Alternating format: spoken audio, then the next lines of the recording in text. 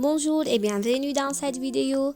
Nous allons étudier le chapitre 1 intitulé La cellule, l'unité de structure de tous les êtres vivants. Dans cette diapositive, on va comparer la structure et les organites de la cellule animale et de la cellule végétale. Il y a beaucoup de points communs. Toutes les deux possèdent un cytoplasme, un noyau et aussi une membrane cellulaire. Qu'est-ce qui diffère la cellule végétale de la cellule animale?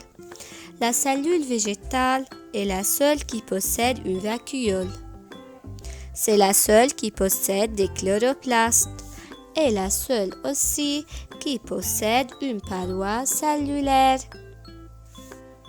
Je répète, les deux cellules animales et végétales possèdent un noyau, un cytoplasme et une membrane cellulaire, tandis que seulement la cellule végétale possède une vacuole, des chloroplastes et une paroi cellulaire. Comment faire pour identifier les différentes structures de la cellule de l'épiderme, c'est-à-dire de la peau d'oignon, et comment effectuer une bonne observation de ces structures au microscope?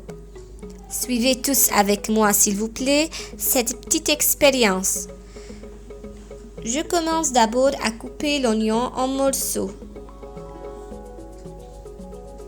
J'utilise une pince pour soulever de l'épiderme une mince couche de cellules facile à observer au microscope.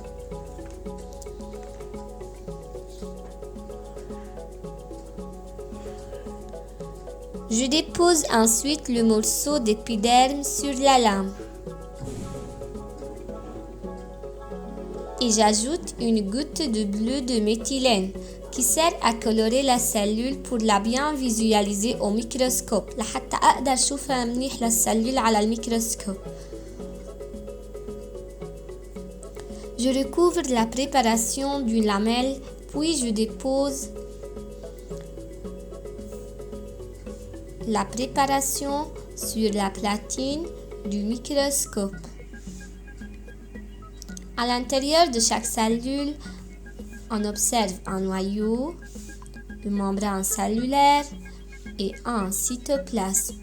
Voici la membrane cellulaire avec la paroi.